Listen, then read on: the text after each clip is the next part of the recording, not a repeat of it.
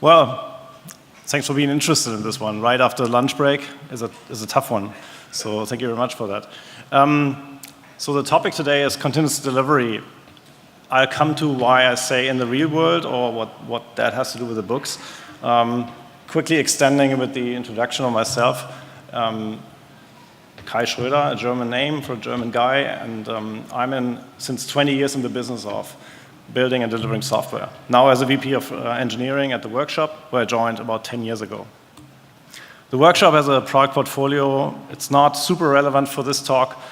Just to give some context, we do gambling products, gaming, gambling. So we have a poker product, a sports betting platform, a portfolio of casino games online, if that is a question. We do have a growing portfolio of crypto products, and we do have a web platform, including a CMS system and stuff like that. So that aside. So the topic, continuous delivery in the real world. We started about 3.5 years ago to rewrite our web platform. The reasons were we wanted to adopt some of the new technologies, like more horizontally scalable stuff. We wanted to do container and orchestration technology, more open source than before, and in general, technology refresh. In that context, we talked a lot about, do we do continuous delivery or not? Right? It felt like this is the right opportunity. We're rebuilding something from scratch. It's much easier to introduce stuff there than retrospectively adding it to an existing product later on. So we did, and from there, from the rewrite of the platform, the spark of continuous delivery jumped over to other teams and products pretty quickly. And now, 3-4 years after, we can say it's pretty much everywhere. You've seen the different products and their respective teams. It's not everywhere, not every deployable is going through continuous delivery, but we're getting there, and it's everywhere. For me, time to look back and say, what were the original reasons actually for us to decide we want to invest in continuous delivery? And have we ticked all the boxes? Was it basically a success, yes or no?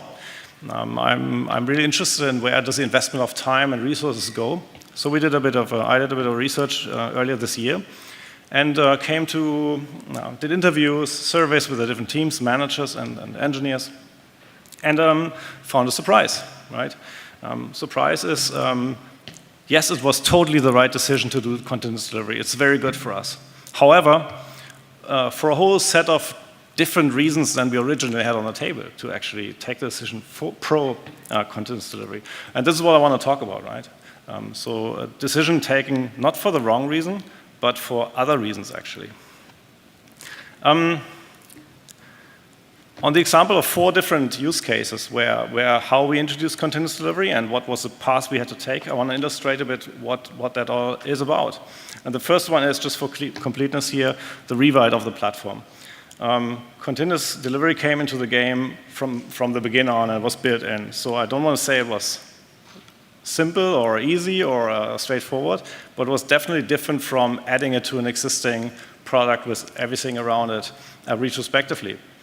When we now ask the team about what is continuous delivery doing for you and how does it impact your way of working, it is clearly impacting all 3 periods, all 3 phases of the delivery cycle. It's how things come to us. We see that requirements come in a different form and way to us because people know this can be delivered right away. So people are asking for different things. It has definitely impacted the way we work. It has really marked a difference in our team agility and the way we organize our work. Well, not to say how we branch and how we arrange the code and so on. And it has also impacted the way how we interface with our clients' businesses, because we can deliver them things and we can no longer rely on monthly release notes. We can do much more now for them. The second scenario is our sports betting platform, which is a big beast from the past. To give you an idea, it has about 1.5 million lines of code. It was a huge monolith, like a rock, right? And the exercise of getting that one onto continuous delivery is certainly different from greenfield development. So what we had to do in order to adjust to get to continuous delivery was we had to decouple, first of all, the front end from the back end. Sounds like a basic thing, but it's not often the case, not always the case. We had to split the back end into logical services and a number of different services, and now we're in a place where we can individually deploy, build and deploy and test and deliver services, right? And continuous delivery is now reality there. And again, I went back to the team and did some interviews. So what is continuous delivery doing for you? And how does it impact your day-to-day work and the way you interact with your clients, with your product managers? And the answer is, well, it's great, right? It gives us a lot of agility that we didn't have before. So continuous delivery definitely ticked all the boxes, all the promises were fulfilled. However, what is even greater is that we finally decoupled the front end from the back end, and that we finally split this big rock into smaller stones. So, well, this is interesting. Moving on to the next one, which is our casino product. Casino games are by nature many, and it's not just one big thing, there are many smaller things. And it's not immediately intuitive how continuous delivery has to do with that, because a casino game is a game ready to go or it's not, right? You cannot deliver parts of it. And a game always has to undergo certain pretty rigid user acceptance testing manually. People need to look at it, people need to listen to the sound, otherwise it cannot be delivered. What is very specific though to casino games is because of this type of testing, if you do a change to a framework or to a JavaScript library, to whatever, to an analytics product that sits in the background of the game, and you have to rebuild and redeliver all your games, and those could be 50 games, right? You got to all retest them? It sets the burden quite high for a change, for a little change. And often we were in a situation where we had an improvement, we had some bug fix something, but it was simply not justifying delivering retesting all the 50 games, right? So as a matter of scalability and how does it look in 2 years when we have added another 20 games to the portfolio? We had to overcome this bottleneck and this problem. So we added automated visual testing to this process. So any change could undergo overnight or whatever, automated visual testing, and the next morning we know this is good to go. All other 50 games also still work. This was not only done for the casino product, this was also benefiting the web platform, so it was not really a targeted casino problem. Once we had this, we could, as a consequence, also go into continuous delivery, which we have done. And when we now ask the team, ask the same questions, right? What is it doing for you? Did it fulfill the promise, and so on and so on? The team says, yes, it's great that we have continuous delivery. It gives us the agility and everything that it promises. But what's even greater is that we finally solved the problem of automated visual testing. Last example is our poker product. It's a bit different from the sports monolith, but it's also a monolith. And what we had to do here, we had to wrap the whole thing in a layer of, it was a C++ SQL server-based big thing. And we wrapped it in a layer of Scala REST services. So it becomes a bit more approachable, no longer proprietary protocols, no longer socket connections or REST now. And we can finally test functionality in isolation. The big problem here was any change to poker meant testing poker and not testing an area, right? That goes back to the nature of the game. The game rules haven't changed in the 120, 130 years. Texas Hold'em is Texas Hold'em and will be in 100 years too. So there's not much going on in terms of change, and it was always a question, do we actually invest here or not, right?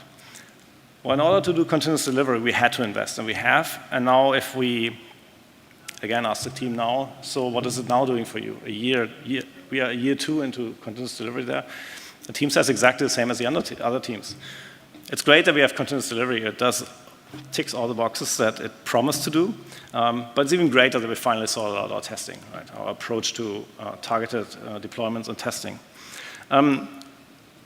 So that's interesting, right? That the value that people see in continuous delivery is even more on the fact that we worked through a set of enablers that are very specific to the different products and their context, their environment.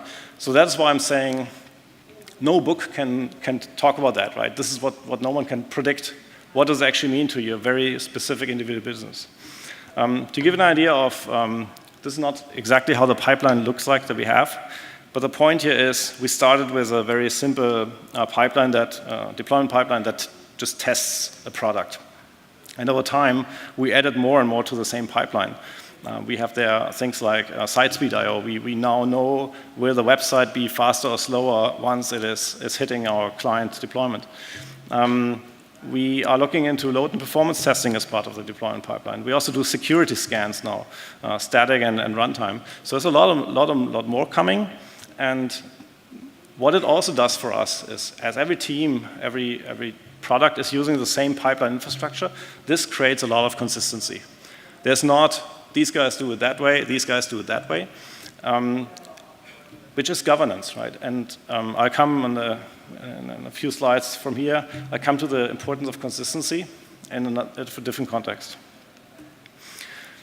So beyond the individual impact on the different teams and what continuous delivery did for them, we also wanted to validate what the book says, right? Here are the promises of continuous delivery, which should be applicable everywhere. And I'm very interested to see that it also works for us.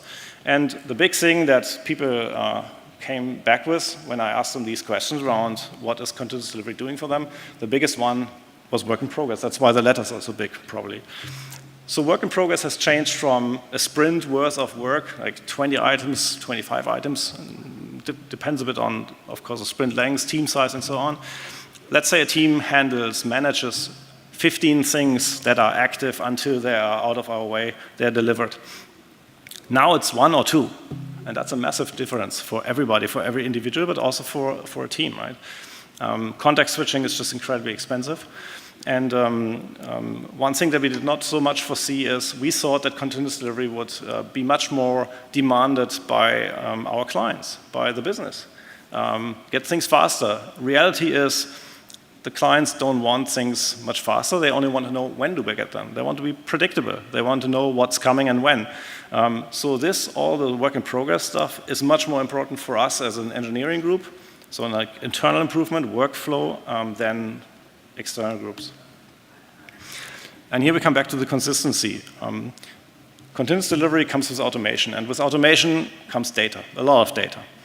And as we base everything on the same pipeline infrastructure, we get data in a consistent way. We do have these KPIs now. You probably recognize these software delivery performance KPIs like lead time, change frequency, and so on from different contexts, like the DevOps books and the DevOps report. We adopted them, and the beauty of the continuous delivery infrastructure is now that we get KPIs with a consistent meaning.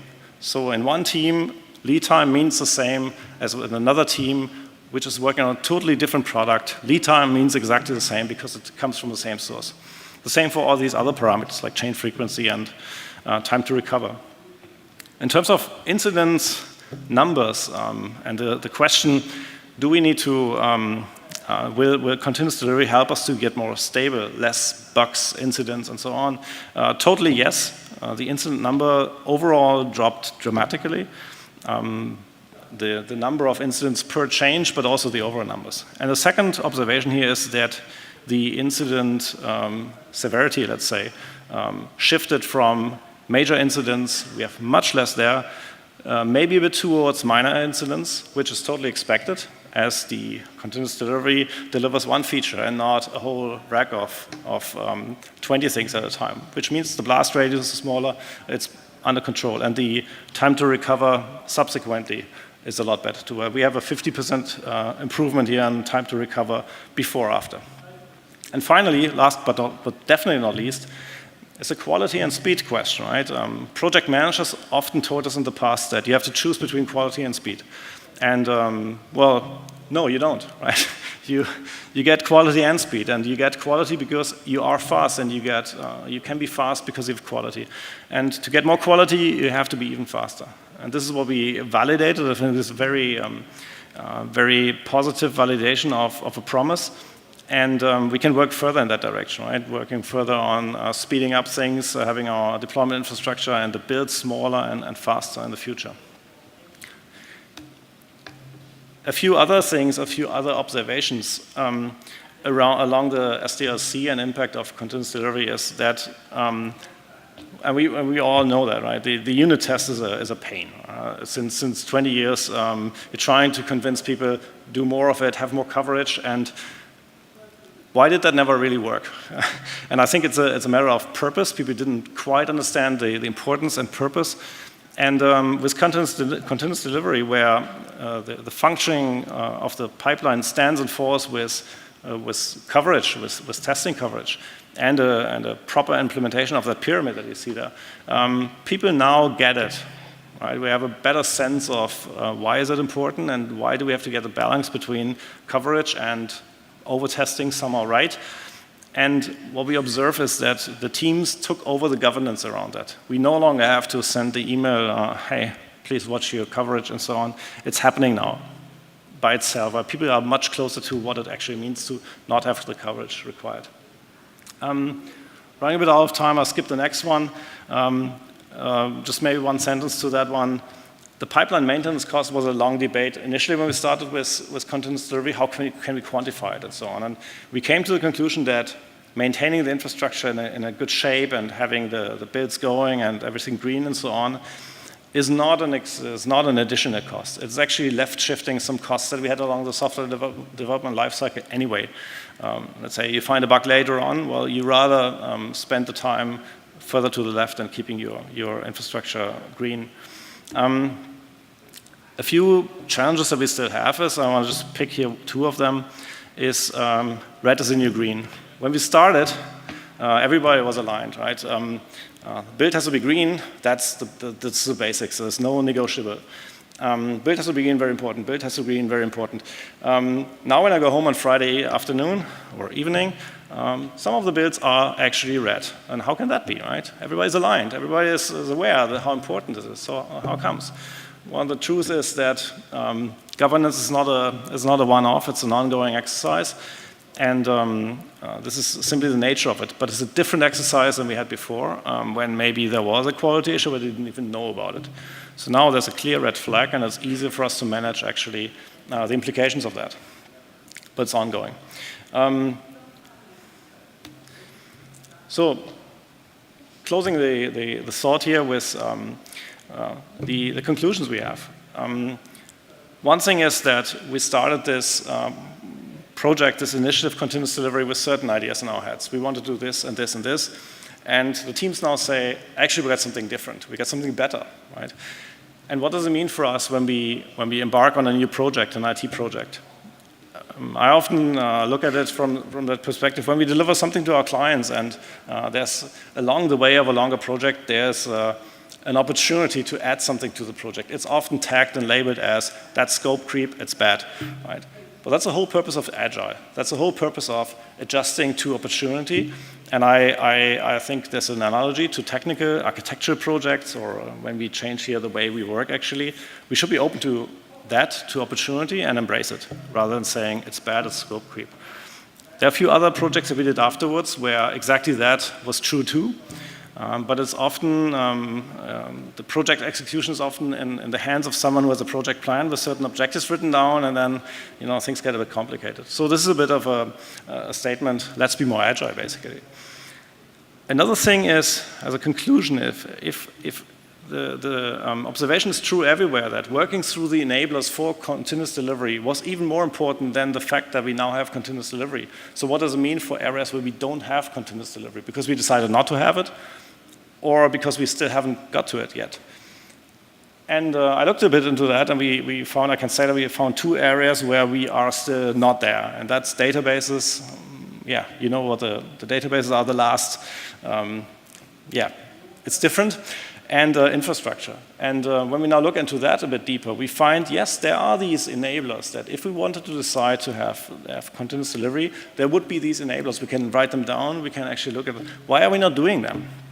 Which brings me to the next point. Why are we not doing these things? Why have we not splitted backend services into multiple, knowing that it has so much value, right? Why did it take an initiative like continuous delivery to come to our desk and now we do it, right? What does it mean for us do we always prioritize feature development over actually some maintenance on our infrastructure? It raises a few questions, and it's a good inflection point for us, actually. Yeah, so closing this now. Thanks for your attention, and if you have any question in terms of the workshop, our products, or this particular one, you find me with a beer in the hand at the stand that we out there, and we have other people there too attending you. If you have any question now, thank you very much.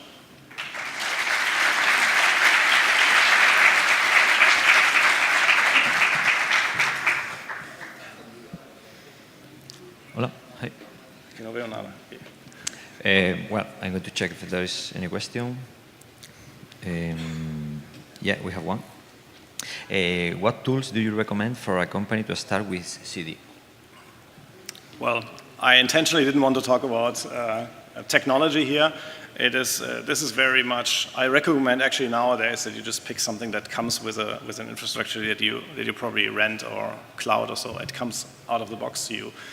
We had to invent some of that ourselves, and the DevOps toolchain isn't an easy one, and it becomes easier and easier now, but when we started with this, it was handcrafted. Not all of our clients are using cloud infrastructure, so we have to do something ourselves there, but I actually recommend don't do it yourself and get something off the shelf. Okay. Thank you. Thank you very much.